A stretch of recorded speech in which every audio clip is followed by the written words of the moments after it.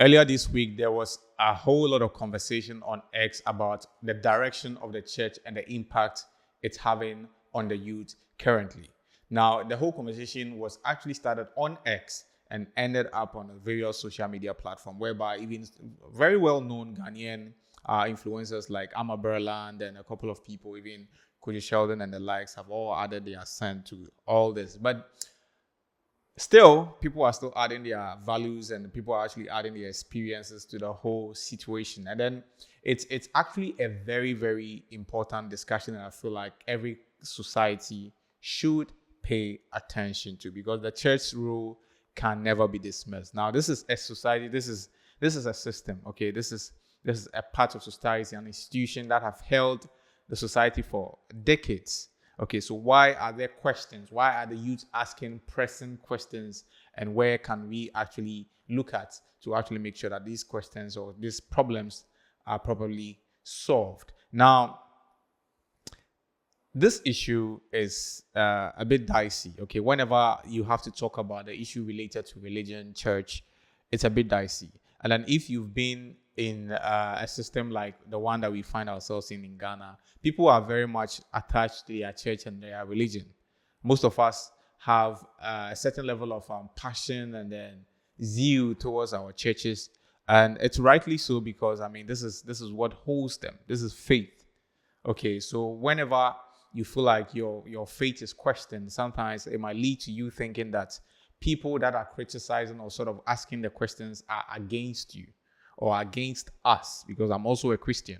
So if, let's say, somebody questions my religion in a certain sense, then if I'm not careful, I'm going to think that, okay, the person's actually causing my religion because, or they are asking questions towards my religion because they have a malicious intent to sort of make my religion feel irrelevant. But sometimes that's not the issue. Okay, that's the issue is sometimes there are actually real problems that have to be solved. And then the culture for any environment should be dynamic and actually be open to actually accepting views that will promote and evolve the particular society or institution. And the same thing, I think that we should actually open ourselves to, as Christians, to some of these suggestions that are coming from people that have been in the church before, that are not currently in the church because of current actions or certain actions that they've experienced. So, Amma Berland actually spoke a lot about the fact that she found herself. I'm trying to summarize it because the whole issue is a bit of everybody's saying their opinion. Everybody's actually sharing their experience. But I'm tapping into Amma Berland's what she said is because she's a well-known figure. And then, I mean, it was the one that pivoted the whole discussion. Okay, so Amma Berland was actually talking about the fact that she was in a church.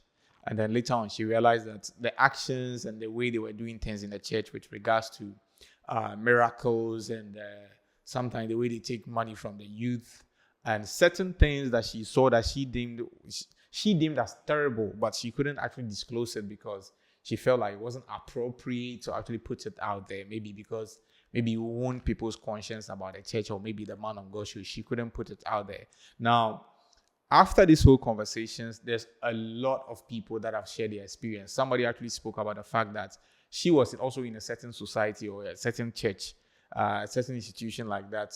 And that's Dansuman Christ Embassy. And she was speaking about the fact that she was a very staunch member. And then it got to a point that she had to break up with a boyfriend because she has to choose between the church and a boyfriend, because the pastor requested that she loaned her 8,000 Ghana cedis.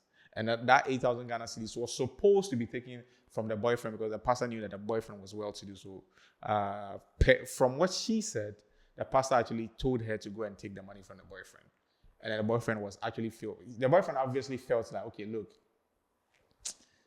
what kind of church? At that point, the boyfriend felt like it was an extortion or something. So if you are going to take this route, it's either you choose me or the church. And the girl actually chose the church. Now, stay with me, because this is the most important thing. This is one of the key things I actually want to say for some of us that are in the church that are getting the whole conversation wrong, because you feel like maybe if you are a Christian, you are not supposed to speak about some of the ill, the other side of the church, because it looks more like you are joining the people, us against them mentality. Okay, because this lady used to be a very, very strong member of the church, like somebody that defended the church to the extent that she had to leave her boyfriend and then commit to the church.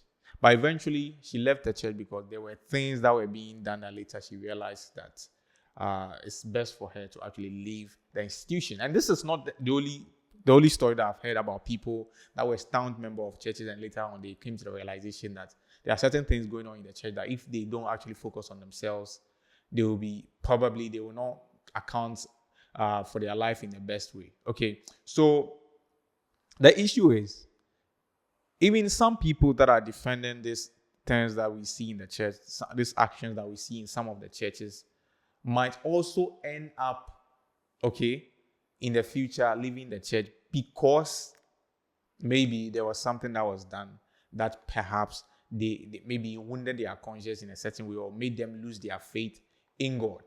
Okay, so in as much as we might feel like people are coming at the church, what can we also do? So it's not always like when somebody criticizes you, it means that they're actually coming from the system. Sometimes they are just seeking for a more purer and accountable institution. Okay, it's not like, okay, we are pointing hands because we don't like the church. It's just that some people believe that the church is a place that actually holds a lot of people. Okay, because the society that we find ourselves in, there's a lot of depressed youth that are losing their hope in the system every time because of mismanagement and a whole lot of economic stress. So the church is a place that sort of holds the grounds well, because if the church is not there, then there are people that are going to be on the street, do a lot of bad things to actually make sure that they sort of give themselves hope. So some churches, some of these, the role the church plays in the system is very important. In the society is very important, because if somebody sits down and then decide that, Charlie, the way the life they go, the media figure say, make I go do something bad and dig money. Make I do this, make I go this. But at least if you go church Sunday, in pastor fee talk something, then you go feel waiting, come and say, okay, make a word then see. Sometimes life be time. Because the pastors are not only pastors, sometimes they are motivational figures.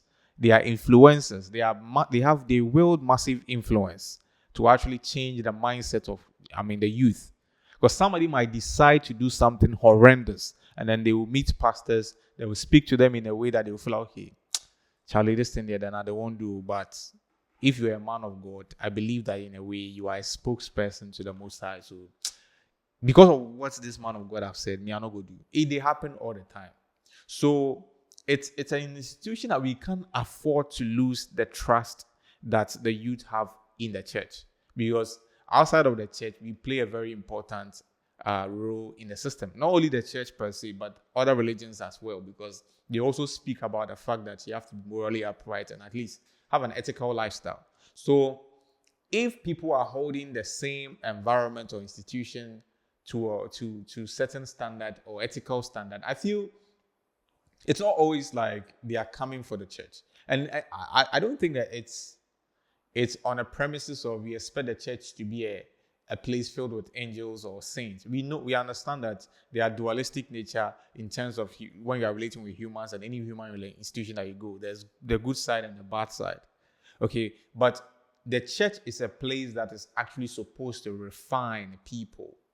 Okay, so when we go there, when somebody might have their issues at home, not everybody can even speak about certain things to other people. Sometimes they confine in their pastors. And sometimes they go to church to sort of get the kind of strength, moral strength that they need to overcome certain things they are battling secretly. So when you go to these places and in this institution or churches, and then you see some of these things that are not particularly going to sort of inspire you, but even makes you feel like, okay, now the only place that I feel like I can gain that kind of hope and reassurance from is also, Charlie, not the right place for me. Then eventually it will get to a point churches can't even evangelize to the youth, because gone are the days our fathers were in the Orthodox churches when there was not much of information. The information wasn't going around as fast as it is now. Now, right now, if I sit here and I talk right now, wherever you're hearing me from, you hear it instantly. So whatever I say, whatever experience I've had anywhere, I can actually put it out there, and everyone elsewhere will hear. And this is where the problem is, because I feel the church has to come to a place that it moves with the way things are going. Okay, it's a wonderful place, because some of these pastors are doing amazing things. You don't know, most pastors are paying school fees, like for a lot of people. They are changing people's lives. They are people that have lost hope. Some people don't have financial like strength from their parents and everything, but some pastors are actually helping people. A lot of pastors are doing that secretly. Some don't even talk about it. So it's not like the fact that these same institutions or these same pastors or these church elders are like we are trying to paint them black. But then what we are trying to say is it's a very sensitive institution when it comes to the moral fiber of every society. So when it comes to my ethics and then the overall brand of the image of the church, it has to be very, very, very conscious, and it has to be very, very intentional so that it will be attractive to attract people that are actually weary and then outside. I mean, somebody will say secular people that will decide to be in the church. Okay, but the conversation is really dicey, because in this country, one of the people that it's very difficult. Okay, because it's like arguing with somebody that's an NPP man and arguing to an NDC man. It's no matter how the thing is, somebody has to take a stand. But I think when it comes to church, we have to look beyond you against them. Okay, and then look at some of these people that are saying, like I said, talking about these things are people that have been in the church. So far as that person has been in the church before, they actually have a certain level of weakness or softness for the things of God. But the question is, why has this person left the church? Now, let's say we are doing a business and then somebody comes and buys your things, a regular customer, you don't hear from them again. Well, if the person is getting value, obviously they will come there and buy. Or maybe they have a better competitor or whatever is actually. And then you are selling. We are trying to actually get more people to the church. So if your clients, let me treat the people that are talking like people that are maybe because they are people that are potential people that they are souls that we can bring to church. Okay, and then these people, some of them have come, they've tasted your product. Let me say it in that way. It's an analogy I'm making. Maybe it's wild, but bear with me. And then they're actually giving you the feedback that this is what they experienced. Now, we have to treat it like, okay, this is the feedback. What are we doing with the content or the experiences these people are having? And then let's rebrand to make whatever we are selling to them in terms of the Christ or the church or God more attractive, so that even if they won't come, people that will come later on will not have the same experience. But if we treat it like us against them, then it becomes a huge problem. Okay, because and then we have to also understand that the church has to actually evolve with what society is becoming now, the thinking pattern of the youth now, because now the youth, they are not like we are not like our sorry to say our mothers that it's nothing. We will ask questions and we demand answers. Okay, so we have to move with the change of the church. There's a story that actually came out whereby at the Vatican, the Pope Louis actually changed certain things with regards to Mary being the co-redeemer, and they believe that Christ should be the only redeemer, and it's something that they are working on it to actually make sure that it's permanent. So this is an example. They are moving with time. They are making sure that they shape certain irregularities in the system to actually bend with culture, not necessarily to change the whole foundational message, but at least to, go along with time and then see how it goes. So, Charlie, it's I don't know what you think. I don't know what you think about this thing, but do you think the church is actually, maybe people are just giving undue pressure or necessary pressure to the church because of a malicious intent, or maybe they just want to attack the church for the fun of it or something, or it's just that people feel like the church now is serving new purposes with the way they extract money. Some people are saying that they extort money. Some people are saying, talking about sexual exploitation from some of the leaders. That's a whole other conversation on its own, and a whole lot. But if you've had your experience, you've been in a church or you are in a church, I mean, this should be a safe space for you to actually share your experience. And then let's see the way forward, because it's a, like I said, it's a very important and a very sensitive aspect of society, institution that we shouldn't actually let the brand of the church actually be painted in a bad light, because it will go a long way to really affect us. And so that's same thing applies to any religious sect also, not only the Christianity, but religion in a sense also plays a certain role in the society. And I believe that if we are able to actually hold it in high esteem in a certain way, especially those that are decision makers, it will go a long way to actually help the system and help the religion itself to evolve, and for us to all have a better life, a better world, and see how it goes in the end. So that's what's happening with regards to the church. My name is Donald. That's the update on social media, what's trending, and I'll definitely see you. Before I say that, thank you for always staying tuned with me. If you are one of our constant returning viewers, I'm so grateful that you spend your time to watch this, and it's history that we are building one step at a time. Very soon you'll be part of history, and I'm very happy that at least we have a community like this, that at least we can share opinions and then decide on certain things that will move where we are, the society, the world at large forward. Don't forget to subscribe or like, and it goes a long way to actually project the brand and the channel ahead. Okay, the name remains Donald, not Trump, and I'll see you on the other side. Peace.